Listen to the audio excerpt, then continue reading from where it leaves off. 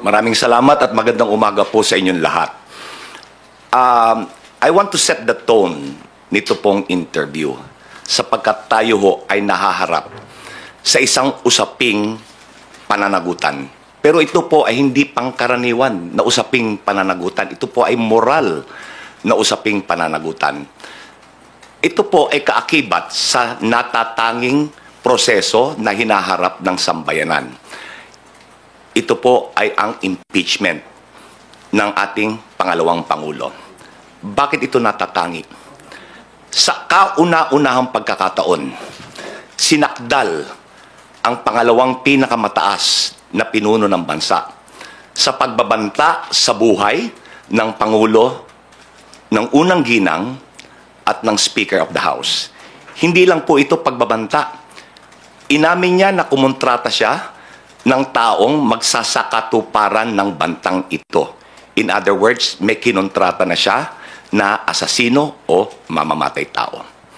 Natatangi rin dahil sa kauna-unahang pagkakataon, nasakdal din siya sa pangalawang artikulo, which is pandarambong ng kaban ng bayan or plunder. Natatangi because nasasakdal siya sa pangatlong artikulo, malbersasyon ng pananalapi ng bayan. Natatangi dahil siya ay nasasakdal sa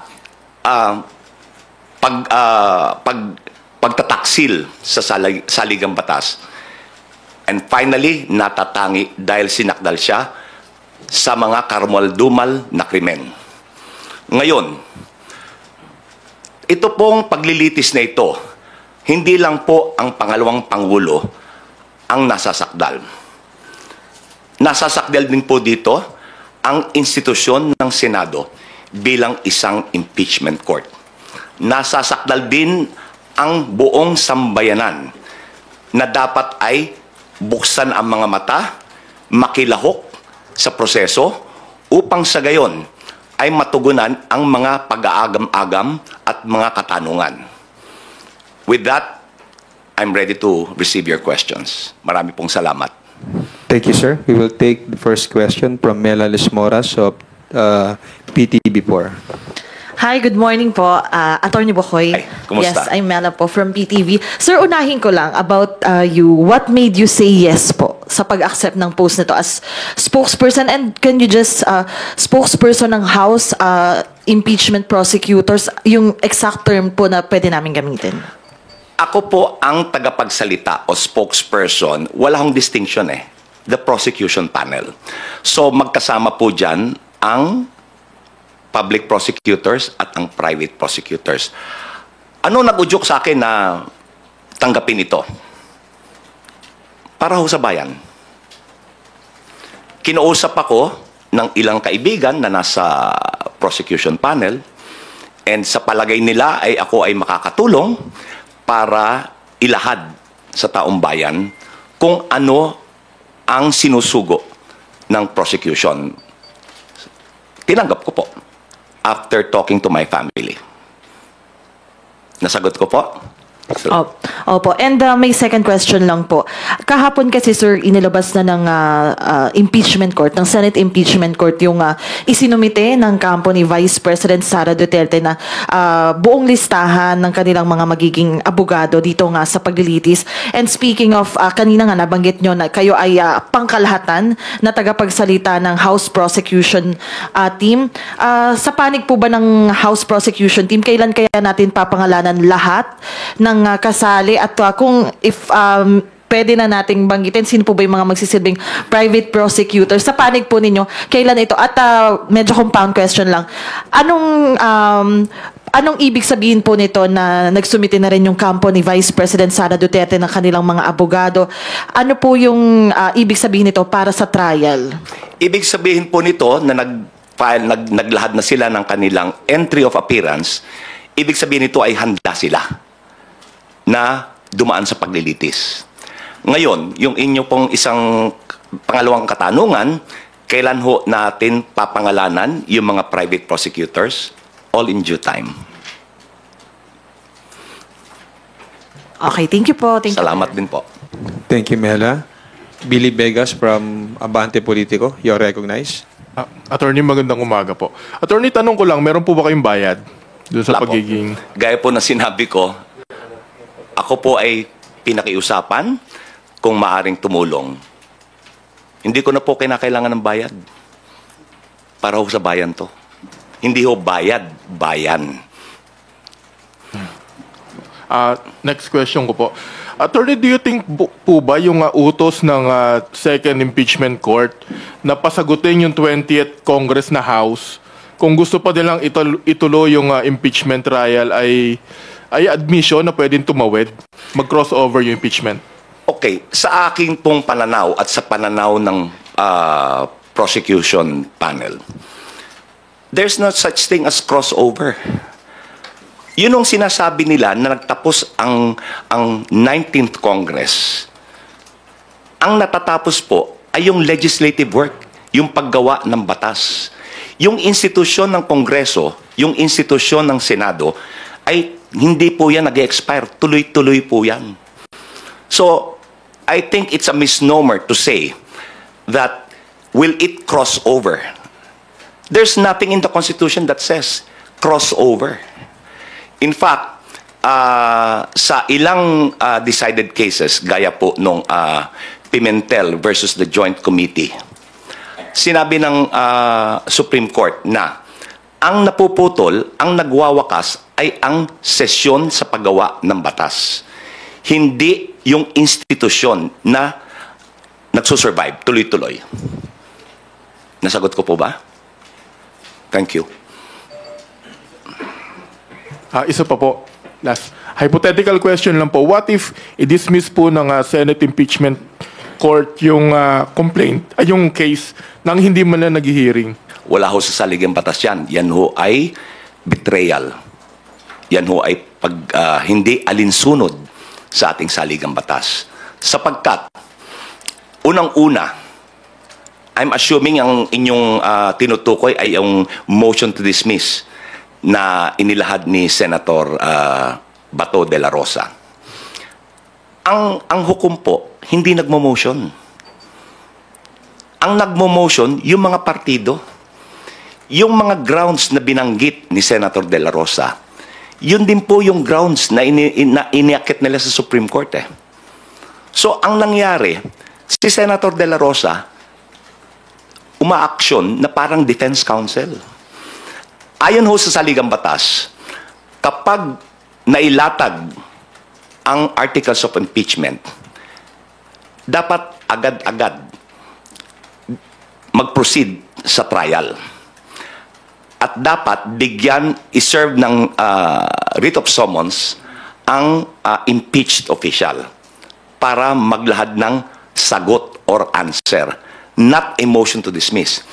Kung yung nasasakdal ay hindi pwedeng maglahad ng motion to dismiss, di lalo na siguro yung hukom. Di po ba?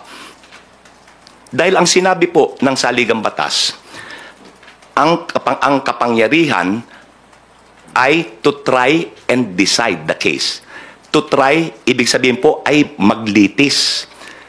Pangalawa, ang ginamit po ng saligang batas na lengguwahe, trial shall forthwith proceed. Trial. Hindi ho sinabi ng saligang batas na ang kapangyarihan ay to hear and decide. Mas malapad po ang saklaw nung legal term na to hear. Ang legal term to hear means to ascertain whether or not the articles or ang reklamo is worth pursuing. In other words, may basihan ba yung sakdal? Hindi ho sinabi ng saligang batas to hear. Ang sinabi ng batas, to try and decide. Ganun ho ka-eksakto ang lengguwahe ng saligang batas ukol sa proseso ng impeachment. Thank you po. Salamat din sa tanong. Thank you, Billy. Let's proceed with the next questions from Tina Panganiban Perez of GMA7. Good morning po, sir. Morning. Sir, prior to your appointment as spokes of the PROSEC panel, have you ever assisted them in any capacity? Meron na po akong ilang nasaluhan na meeting para ho malaman ko kung ano ang mensahe na ihahayag ko sa publiko. So, yes, nagkaroon na po ako ng partisipasyon. But not as a private prosecutor, sir. Hindi po ako private prosecutor. Opo. And meron po ba kayong update doon po sa binanggit ng prosecution panel na clarification na hihingin po nila sa Senate Impeachment Court about yung orders na ibinaba ng Senate Impeachment Court, pati po yung pag-remand sa articles? Within the next few days, ang prosecution panel ay magpa-file or maglalahad ng mga kaukulang pleading. Within the next few days, magkakaroon po ng paglalahad. Sir, clarification lang. That's a motion? Motion to what? It could be a motion or it could be a manifestation. Thank you po, sir. Either way, it is to clarify. Yun hong order. Okay. Thank you po. Thank you, Tina. Vivian Gulia from ABS-CBN2. Good morning, Attorney. morning. Opo. Can you confirm and may we know the reason? Base po sa reports ay the House of Representatives was furnished a copy of the notice of appearance ng pag-enter ng lawyers ni Vice President Sara Duterte ng kanilang entry of appearance, pero hindi po ito tendered, copy, refused to receive. Okay. Liliwanagin ko po hindi ko ho alam pa kung ano yung dahilan. Subalit, ang bottom line dito, wala ho naman nasaktan, walang damage eh. Because nung tinender nila yung service nung entry of appearance, tender means you are constructively served. So, tanggapin o hindi, yun hong purpose was served. Because it was tendered. So, as if you received it. Pag tender po kasi, iniiwan yung yung dokumento, kaya tender. Kaya naman tender kasi hindi nila in-acknowledge na tatanggap nila. But nonetheless, gaya na sinabi ko, no harm, no foul. Wala hong nasaktan dito, walang naagrabyado. And as of today, hindi pa po ba naisusumite ng House yung at least the compliance for the first requirement of the Senate Impeachment Court to submit a certification that the impeachment proceedings against VP Duterte here at the House of Representatives were compliant with the Constitution, and won't it derail the process po, the trial? Hindi po. Sa katotohanan, nung huling session day ng Kamara, nagpasaho ng resolusyon alinsunod sa kautusan ng impeachment court. Pero nais ko rin pong banggitin, ngayon ho, hindi pa yan naisusumite, pero naipasa na po. Gaya ng nasabi ko kanina, in the next few days, magpa-file ho ng ng appropriate pleading ang House Prosecution Panel. Ngayon, ito pong ni-require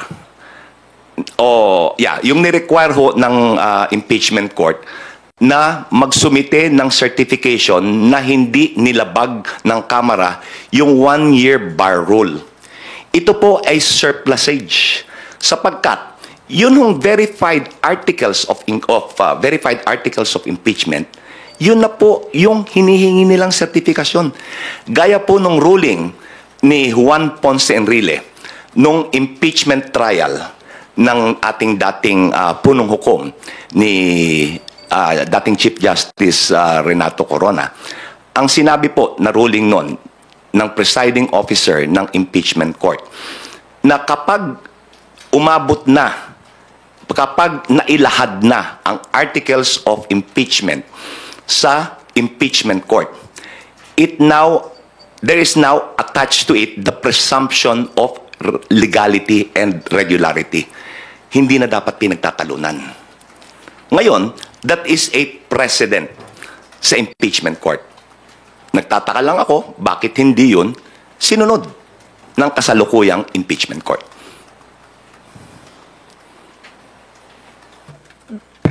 Bali, sir, i-comply pa po ba ng House tong requirements, or in the House prosecution's opinion, hindi na po kailangan at hindi ito makaka-derail sa trial kahit hindi sundin itong mga requirements? Ngayon, ito po, gaya ho nabanggit ko, ang prosecution panel ay magsusumite or maglalahad ng appropriate pleading. Ngayon, I assure the public that if the House prosecution panel will not be or not provide reason for any delay. Hindi ho ang House prosecution panel ang magbibigay ng dahilan upang maantala ang trial ng impeachment. Okay. Sir, last na lang, doon sa private prosecutors, you said in due time. Kailan po itong due time? And can you provide us a background lang how they were selected and bakit sila po yung napili? Ang alam ko po, ang private prosecutors ay mga abogadong nagboluntaryo ng kanilang serbisyo. Yun po ang alam ko. Ako po ay sigurado na gaya ko, wala rin silang bayad. Dahil itong paglahok dito ay para sa bayan, hindi para sa bayad. Okay po?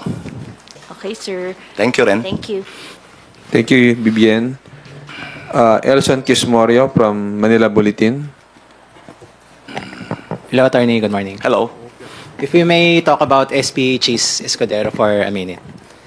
Apparently, former Chief Justice Renato Puno is saying na SP Escudero may have exercised grave abuse of discretion. Basahin ko po, sir, yung exchange dun sa interview Sige. kung saan sinabi ni ex-Chief Justice. So, yun bang ginagawa ngayon ng Senate President? Pasok ba sa grave abuse of discretion?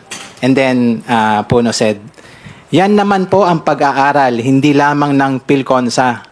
Yan din po ang sinasabi ng mga academicians, mga deans ng colleges of law, mga professors ng constitutional law, at mga iba't ibang commentaries na naririnig natin sa mga nakakaintindi at nakakaalam sa saligang batas. Your take po on this statement? Ako po ay sumasang-ayon sa sinabi ni Chief Justice Renato Puno. Sapagkat ang mga naging actuation and ruling ni Senate President Chis Escudero as the presiding officer of the impeachment court ay wala ho sa saligang batas yan. Kagaya po ng pag-remand. Hindi po ang pag-remand, ibig sabihin, yung lower court should reconsider. Gaya po na nabanggit ko kanina, wala hong salitang remand sa impeachment. Hindi ho angkop ang remand sa impeachment. Yung remand ay para sa ordinaryong kaso, sa ordinaryong hukuman, but never sa impeachment court. As a follow-up, Attorney, I think SP Escudero is somewhat dismissive of PhilConsa just because the President is Speaker Romualdez. Your take po. I agree. Is that fair? Is that fair? That's not fair. Because you judge the position based on the merit of what was said. Hindi yung personalidad. Sa palagay nyo ba, si Speaker, iba ho ang posisyon niya, iba ang posisyon, Presidente, Chairman ng PhilConsa. Sa palagay nyo, si Speaker Romualdez ay kayang impluwensyahan ang pag-iisip ni dating Chief Justice Puno? I don't think so. In much the same way that Chief Justice Puno will not and cannot influence the mindset of the Speaker of the House. So, my take is that the argument is based on the merit of the argument, not on the personality. Hindi po personality-based yan. Merit-based. Another one. Attorney, do you agree with SP Escudero's statement na parang the Senate impeachment court daw has no limit to what they can do, No? to what motion they can pursue. Hindi po. Meron pong limitasyon. Ang limitasyon ay ang ating saligang batas at ang kanilang sariling impeachment rules. Hindi po pwedeng porque you are sui generis, pwede mong gawin ang lahat ng gusto mo. Ang limitasyon po ay nasasaad sa ating saligang batas at sa kanilang sariling impeachment rules. In fact, kung yung impeachment rules po ay hindi alinsunod sa saligang batas, hindi rin po obra yun. So lalo na, yun sa kanyang statement na kaya niyang gawin, kaya nilang mag-order ng kahit na ano, mali po yun. Dapat alinsunod sa parameters na sinet ng saligang batas. Kung inyong tutunghayan, nakahiwalay po yung Article 11 do sa Article 6. Article 6 ho, tungkol sa trabaho ng paggawa ng batas. Yung Article 11 is for accountability. Very specific yung provision ng accountability. Very specific what the powers are. So hindi po pwedeng bardagulan to. Hindi pwede na kung anong gusto, yun ang gagawin. May limitasyon. Last na po, promise. Sige. May promise pa. Totoo yan, ha? You've already called out Senator De La Rosa kanina po, no, for being like partisan kasi nag-file na motion. Pero hindi lang naman po siya yung perceived na partisan doon sa Senate impeachment court. So are you worried about that? Ganito po, ano? We will give them the benefit of a doubt. Sapagkat, alam po naman nila yung batas eh. Alam nila kung anong ginagawa nila eh. Nanumpa sila that they will administer impartial justice. Ngayon, tignan po natin kung talagang tutuparin nila yung pinanumpaan nila to deliver impartial justice. The cold neutrality of an impartial judge. Tignan natin. Talagang promise, huli na yan, ano? Okay. Thank you, Elson. Okay, Milky Ergonan from DCRH. Good morning, Attorney Bukoy. Gandang maga po. Can you, how do you describe the composition of the defense team? Kilala ko po yung mga name partners dyan dahil we are contemporaries sa UP College of Law. Ginagalang ko ang kanilang kakayanan. And I think the Vice President is in good hands. Okay. Nabanggit nyo, sir, nabanggit ni Elson at nasagot nyo rin about the biases of some of the senator judges. So, hindi ba at this point ay sasabihin ng prosecution team to, kumbaga, ay mag-inhibit yung ilan na perceived na kakampi ng vice-presidente? Ganito po yan, ano? Sa impeachment po, even sa regular courts, but lalong-lalo na sa impeachment, yun hong inhibition or recusal is personal to the judge. Kung gusto niya, ayaw niyang bumitaw, nasa sa kanya yan. Pero sa regular courts po, there are specific grounds for recusal. Okay? Pag hindi ho covered nung specific grounds sa recusal, as in relationship, familial ties, yun ho, mandatory. Pero other than those, if ang ground ay perceived bias, yan po ay personal na desisyon nung hukom. Ngayon sa impeachment po, yan po ang umiiral na kalakaran. It is personal to the judge concerned. Ngayon, tanong, kami po ba ay hihingi ng recusal nung mga perceived bias ng mga hukom? Pinag-uusapan po yan. Subalit, kung ito ay magiging dahilan para maantala, siguro isang tabi na lang yan. Anyway, ilalahad ang ebidensya, ipapakita sa mga hukom, makikita ng publiko, nasa sa kanila yan. Kung kahit na malakas ang ebidensya, mag-aakwit pa rin sila, Sinong huhusga? Ang bayan. So, meaning Attorney Bukoy, if ever, hindi nyo ipipilit na mag-inhibit sila. Pero pwede bang sabihan na hindi sila magbigay ng mga statements, kumbaga ay panig kay Vice President Sara? Kasi hindi pa naman sisimula ang impeachment trial and they will serve as the senator judges. Wala po kami sa katayuan na turuan sila. Alam na po nila yan. Hindi na kinakailangang ipaalala pa. Subalit, once umusad ang impeachment trial, meron hong gag order na nasa impeachment rules.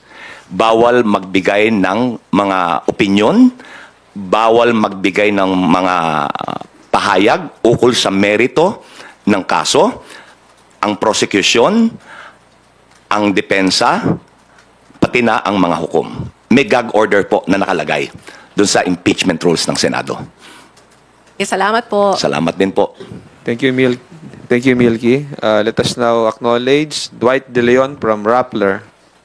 Hello po, good morning po, Attorney. Tama ba, Attorney, it wouldn't be in the best interest of the prosecution to push for the inhibition of some senators because you still need 16 votes to convict, or magbabago po ba yung numero? Kami po ay umaasa na bubuksan ng mga hukom ang kanilang mga mata at titimbangin nila ang ebidensya. Ngayon, meron po mga identified na kumikiling sa nasasakdal. Meron din po naman na swing votes. Ngayon, yung pong kumikiling, umaasa kami that the evidence will convince them to be impartial and to vote. Kung kinakailangang mag-convict, they will convict. Kung kinakailangang mag-acquit, they will acquit. Lahat po ay depende sa ilalahad na ebidensya. So, para sa akin po, let's give them the benefit of a doubt. Okay po. Attorney, may specific person po ba from the House who tapped you to be the spokesperson? Is it Speaker Romualdez or anyone from the House? Hindi ko nakausap si Speaker Romualdez. Ang mga kaibigan ko po sa private prosecution ang kumbinsi sa akin, ang lumapit sa akin na kung maaari ay tumulong ako. Maaari po dahilan sa nakita nila ako na naging resource person sa ilang interview sa teleradyo, and dahil kilala ko rin naman sila, sa palagay nila ay nasa kakayanan ko na maging tagapagsalita. Sir, I checked your portfolio. It said that you're a member of FLAG and Mabini. Can you just give highlights of your career as a human rights lawyer as well? Ako po ay naging kasapi ng FLAG. Nung ako po ay nasa College of Law pa. Estudyante pa lang ako. Ito po yung panahon nila Jose W. Jocno, nila Joker Arroyo, at ni Lorenzo Tañada. So, kami po noon ay kami po yung field investigators kung saan ho may pangangailangan na dapat harapin na human rights abuses. So, yan po ay sa mga labor groups, yan po ay sa mga magsasaka, yan po ay sa mga industrial workers. Nung ako po ay naging abogado na, I handled human rights cases also. Sa Mabini, ganun din po.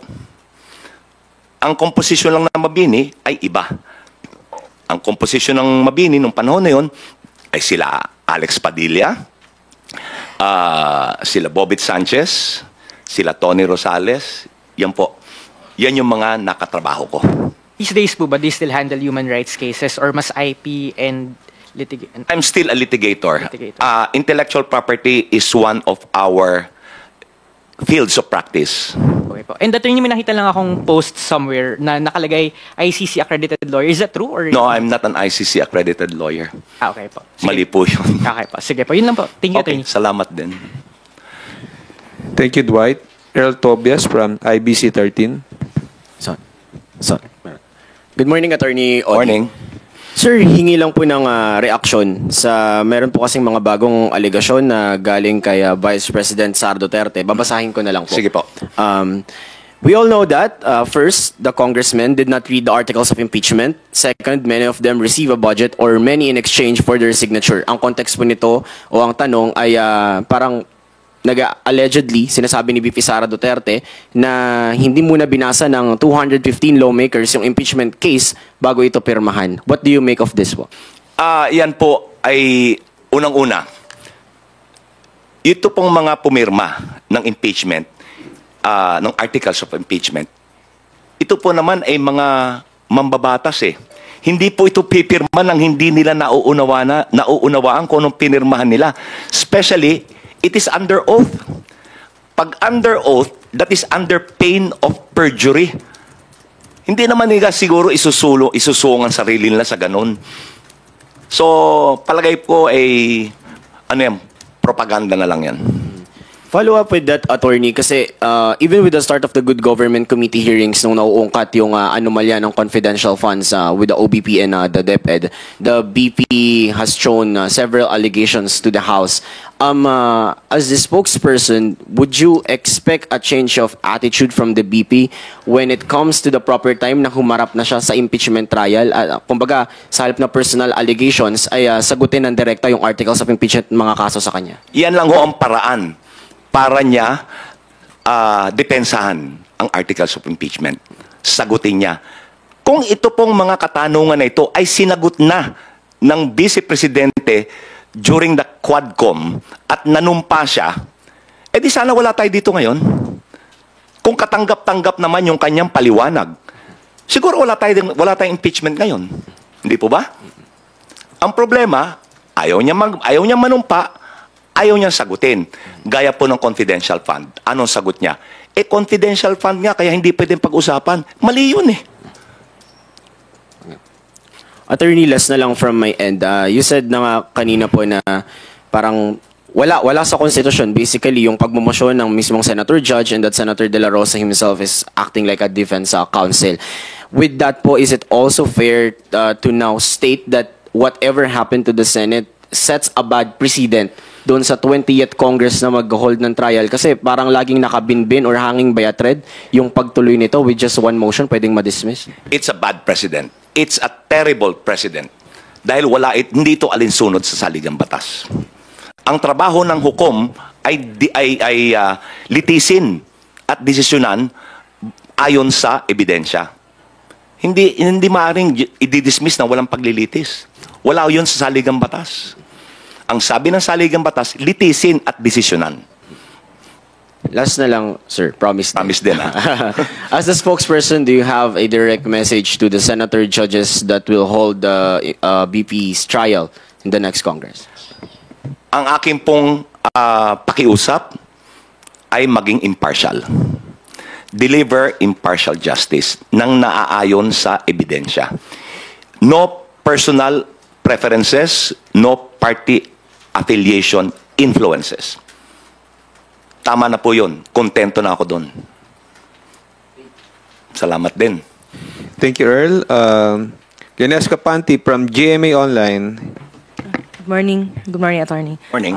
Sir, yung about the counsel, the defense counsel of the Vice President, is there any legal impediment on the part of the House? That's why it wasn't received, the notice of appearance?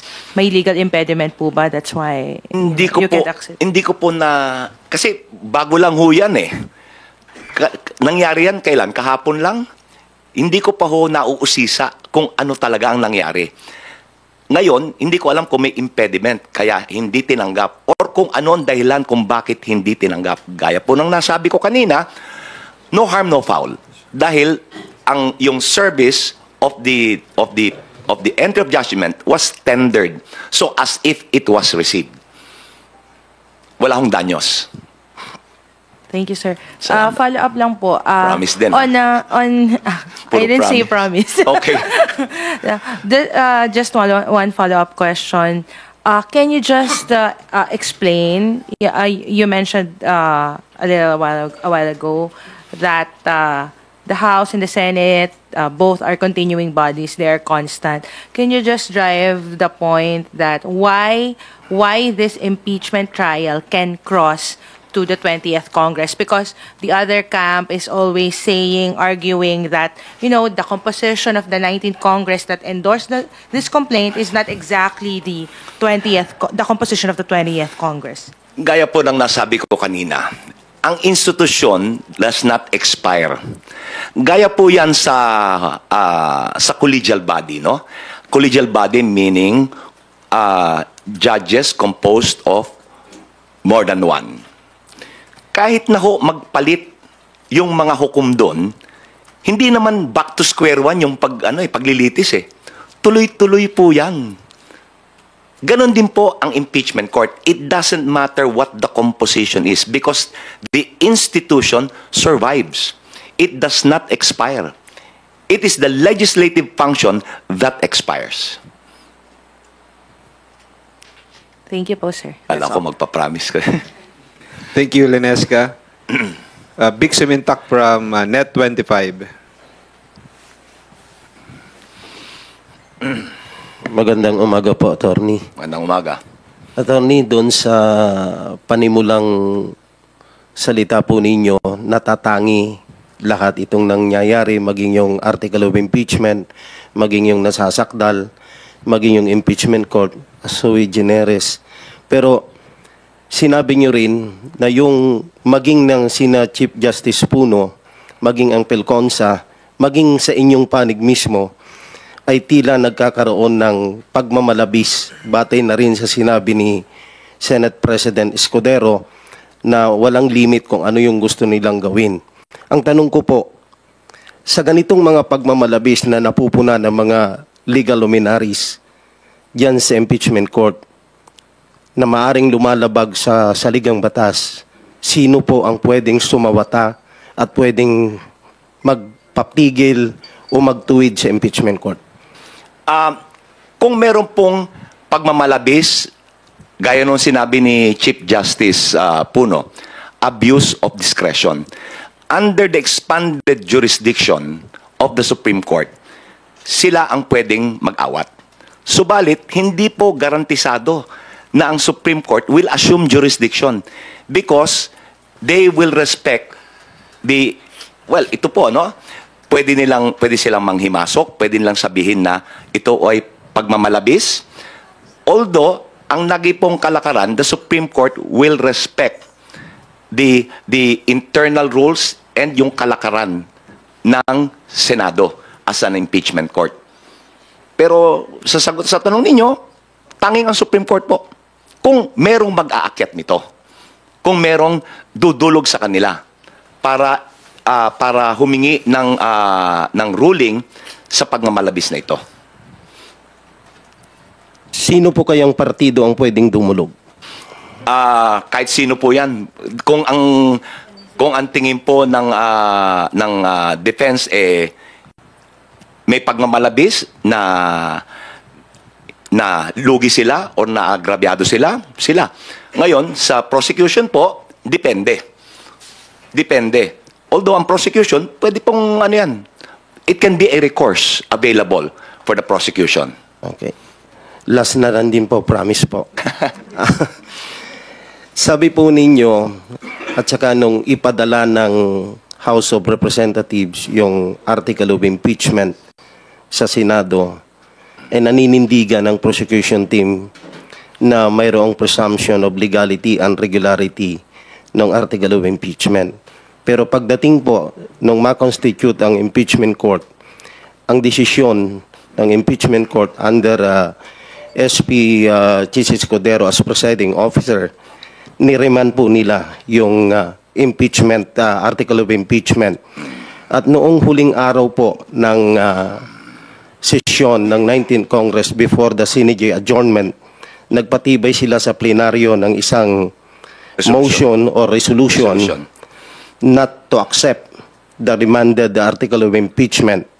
Ang tanong ko po, dahil sa nangyaring yun, with the presumption of regularity pero ni-remand, ano po ang status ng article of impeachment? Kaya ko natanong yan, attorney, kasi maging sa panig ng depensa, mukhang si Vice President Sara Duterte ay nagre-refuse to answer the summons of the impeachment court dahil ang paninindigan nila ano ang kanilang sasagutin kung yung mismong article of impeachment ay questionable. Hindi po. Hindi po nagpasa ng resolusyon ang Kamara na huwag tanggapin. In fact, nagpasa sila ng resolusyon certifying that the articles of impeachment did not violate the one-year bar rule. Ngayon, sabi kung sinasabi po ni Sara Duterte na wala siyang sasagutin dahil ang articles ay binalik. Hindi po naman ibig sabihin nito na yung articles patay na. May sasagutin pa rin siya. Nandyan yung articles eh. Kaya nga sinabi nga ng Senado, ng impeachment court, buhay na buhay ang impeachment proceedings. Because nandyan pa rin yung articles. Ang hiningi lang ay ang certification, yung remand. Yung sinasabing remand, gaya ng nabanggit ko kanina, hindi po angkop ang remand sa impeachment proceedings. Yan po ay angkop sa mga regular courts.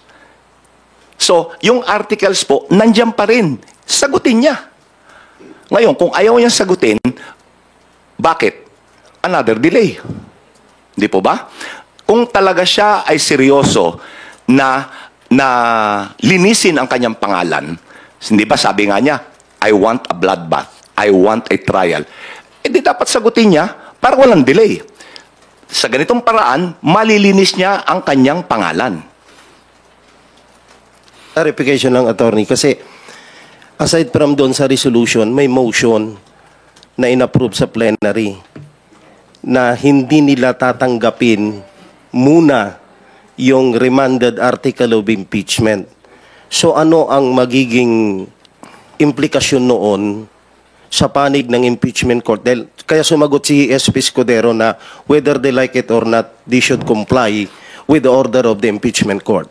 So kung hindi tinanggap ng plenary yung article of impeachment, ano ang implikasyon? By plenary, you mean plenary ng House of Representatives? Yes, sir. Wala pong ganong resolusyon. Meron po.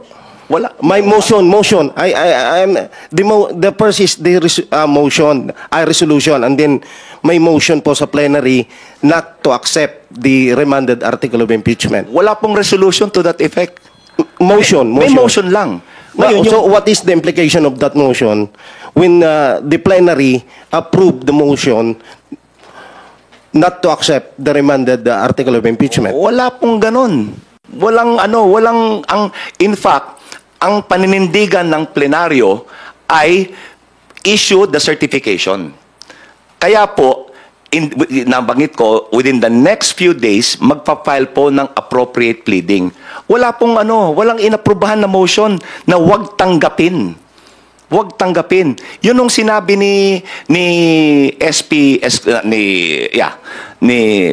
Senate President Escudero ay bilang kasagutan sa isang tanong na paano po kung hindi tatanggapin ng plenaryo. Anong sagot niya? Hindi, dapat sumunod sila kasi kami ang husgado. Wala akong alam na inaprubahang motion na huwag tanggapin. Hindi po yun ang posisyon ng Wala pa pong ginagawang posisyon. Ukol dyan, Are you done with your questions, Vic? Okay. Marian Enriquez from TV5. Hi, Hello. good morning, sir. Pero hindi naman approve eh. Hindi aprobado yan eh. Ito? Ito ngayon.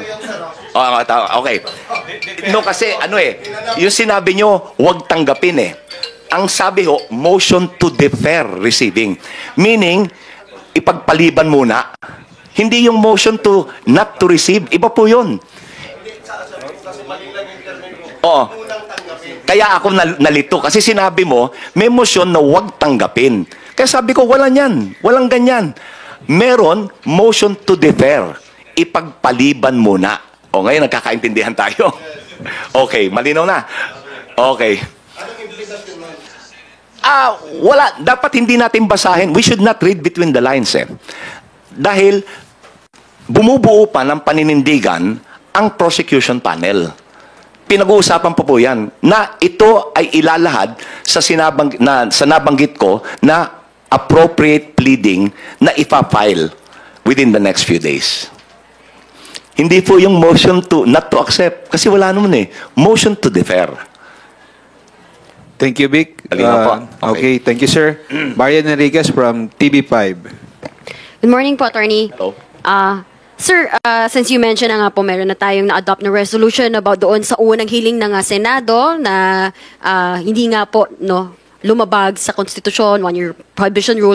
Pero yung pangalawa po nilang order, yung inihingi po nila, kailangan pa ba talaga ng Kamara na magsumite nitong willingness daw po ng 20th Congress na ipagpatuloy po itong impeachment complaint? Consistent do sa aking unang nabanggit na ang institusyon ay hindi nag-expire. Ang nag-expire ay ang paggawa ng batas. Hindi po dapat kinakailangan pang magkaroon ng attestation or affirmation na gusto pa ng ika-20 Kongreso na ipagpatuloy. Dahil yan, nakalatag ng articles eh. It is not an option to withdraw it. Dahil tapos na po yung constitutional duty ng Kamara nung transmit yung articles of impeachment. Hindi na po pwedeng bawiin yun. So, sa madalit sabi, it is not an option. Tuloy-tuloy na po yan. And besides, paano magko-comply ang 20th Congress? Eh, hindi pa convened. It's a surplusage. So, sir, even if yun nga, you're saying na hindi nga talaga kailangan yan, so hindi na rin natin na, kumbaga, ihintayin yung 20th Congress. Isasama nyo na rin po ba yan dun sa clarification? And Yes. maninindigan kayo, hindi talaga kayo magpapasa nito? I-clarify po. Kaya nga, doon sa ilalatag na motion for clarification, dyan ho isasaad ang paninindigan ng prosecution. Dyan ho ilalahad. Antayin lang ho natin yon. Sa susunod na mga araw, ilalabas na rin yan. Sir, last na lang on my end, kasi nabanggit niyo po, member na kayo ng Free Legal Assistance Group. Bata pala, estudyante pa lang kayo. Na-meet niyo po yung mga kilalang nationalists ng mga senator bigate na yan, mga lodi, Senator Jose Jokno, Lorenzo Tañada. You mentioned kanina, Joker. Kamusta, sir? Anong feeling nung na-meet niyo sila? Meron ba silang mga lessons sa impart sa inyo? Ang aking pong kaalaman, bilang pagdating po sa issue ng impeachment, sa magiging kahihinatnan po ng trial and of course yung masasabi po ng public, yung perception ng public about the impeachment trial. So ano po kaya pwede maging impact nun, especially sa social media? Marami pong kumakalat na mga fake information, sir. Kaya merong isa sa batas against fake news. Meron hong samahan yung movement against disinformation. Ang target po niyan, among others, ay yung mga fake media productions, gaya po ng AI. Kung alam po ni Senator De La Rosa na fake yun, he's propagating a lie. The message doesn't matter. If the source is fake, how can you rely on the message? Hindi po ba? Kung polluted yung source, edi polluted yung message. So, pure propaganda. It only emphasizes the bias. Last na lang po, sir, promise. Okay. Naging byword sa atin, promise.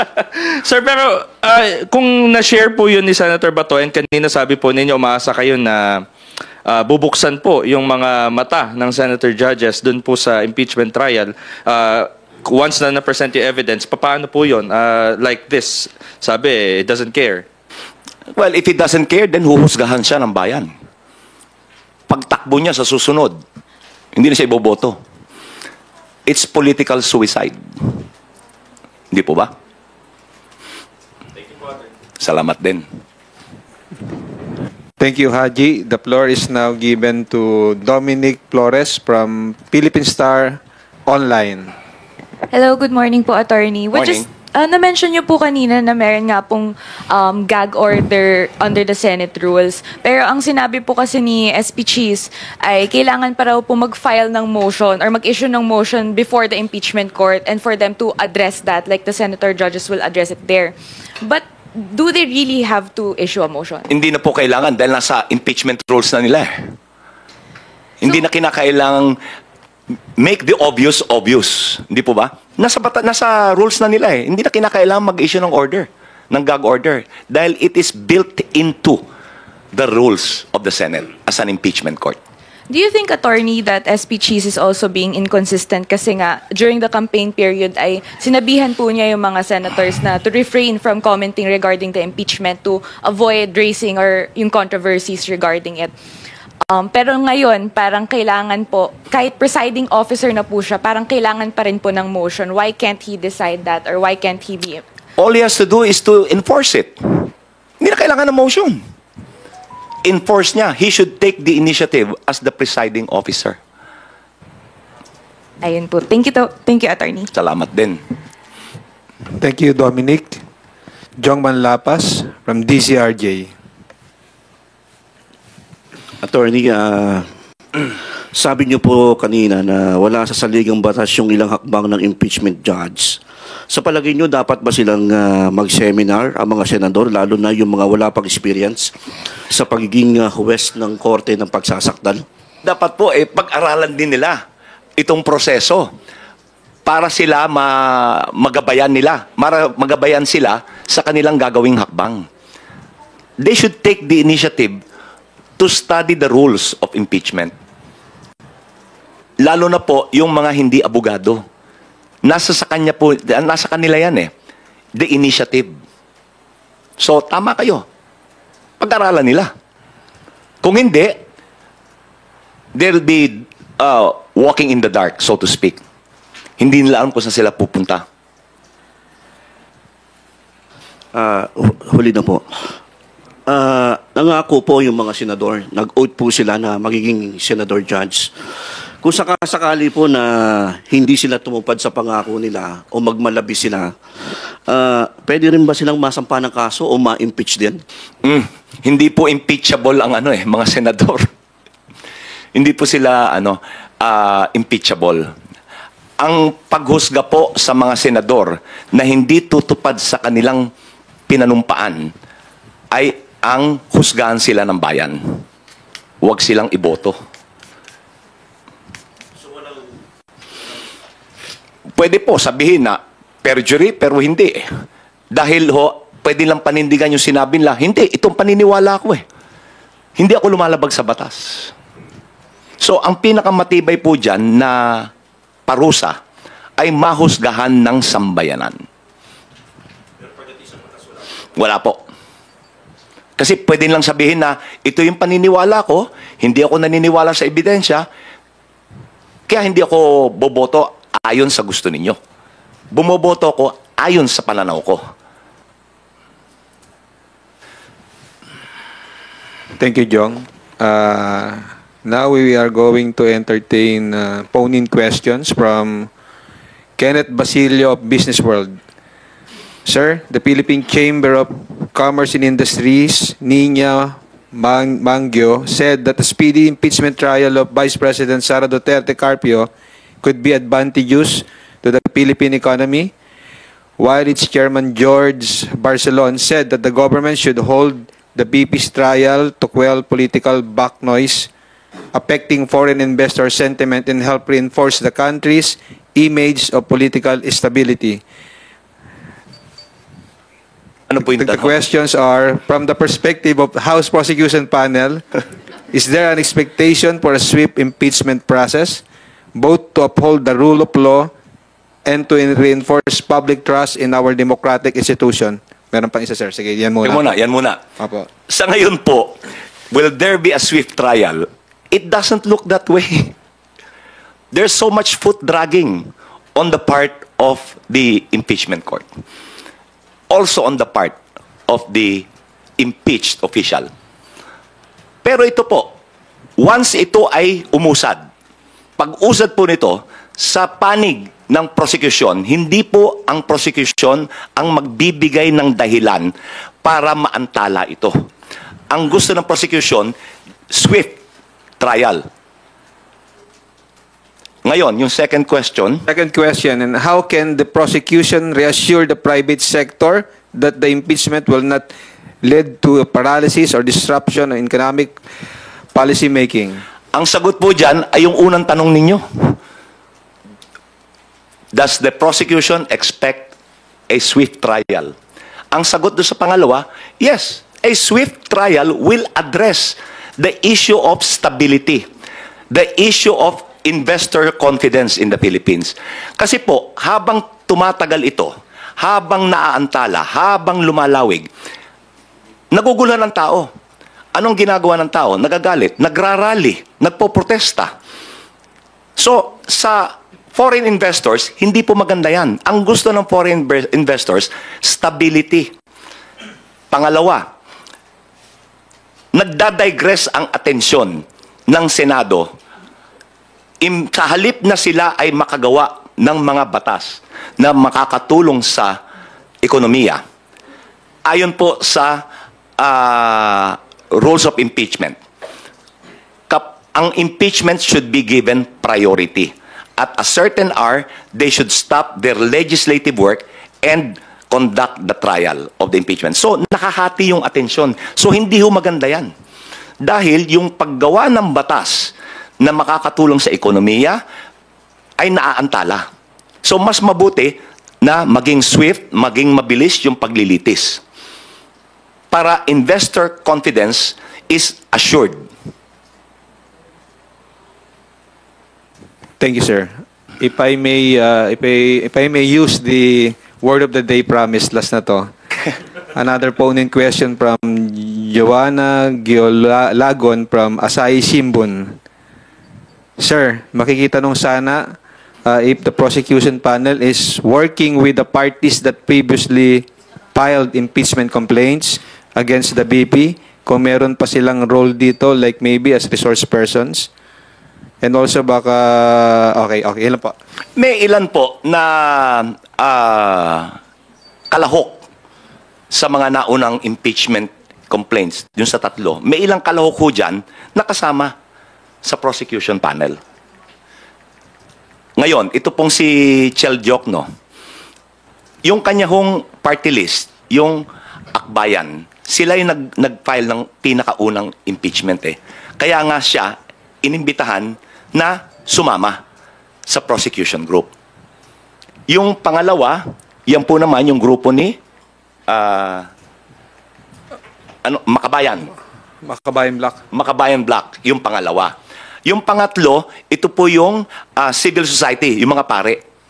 Yun hong kasali doon na abogado, ay bahagi rin ng kasalukuyang prosecution team. So, yun po ang sagot sa katanungan nyo. Opo. Thank you, sir. Tina Panganiban Perez of GMA7 again. Sir, pasensya na. Mababawi yung promise. Okay. Pahabol lang po. Are you at liberty to tell us who the witnesses of the prosecution panel will be or kahit ilan yung ipepresent? Let's wait and see. Kasi po, we're still vetting the witnesses eh. Merong mga testigo. Ngayon, pinag-uusapan lang, alin ang pinakamalakas? Alin yung uunahin? Darating po tayo dyan pagdating ng paglilitis. Thank you po. Thank you. Billy Vegas from Abante Politico. Sorry po, ito po talaga yung promise ko. Kanina po walang promise. Dinitin mo pa yung promise kanina. I-stress out ko lang po. Kasi may sinasabi po sila na yung refusal daw ng House to accept yung pinadala ni VP ay will cause further delay daw po. Alin pong pinadala? Yung entry of appearance? Yung entry po. Gaya po ng sinabi ko, that the service was tendered. So as if tinanggap, it will not delay. Kasi appearance lang naman yan eh. Pinapaalam lang sa prosecution, pati sa impeachment court, kung sino yung mga abogado niya. Wala pong delay yan. Thank you, BD. And before we conclude our press conference, we will give the floor again to Attorney Bukoy for his closing remarks. Sir? Oh. Ito po ang aking habilin. Sino ba ang takot na ilabas ang katotohanan? Sino po ang takot? Eh di yung may tinatago. Yung may itinatagong katiwalian, may itinatagong kamalian. Sa usaping patungkol sa proseso, walang higit na mahalaga kundi ang suyurin at hanapin ang katotohanan. The delay or suppression of the desire to know the truth becomes even more palpable. It becomes more compelling the longer that you delay or suppress the desire to know the truth. So, magmatsyag po tayo. Obserbahan natin yung proseso. Let's all get involved. Kasi po, gaya ng nasabi ko, we are all stakeholders sa prosesong to. Maraming salamat. Thank you, Attorney Antonio O.D. Zay Bukoy, House Prosecution Panel spokesman, for joining us today despite not having had enough rest after attending a wake. Sir, we truly appreciate your presence today. And to everyone, maraming salamat po sa inyo. Magandang umaga and maraming salamat po. See you sa Zoom press con.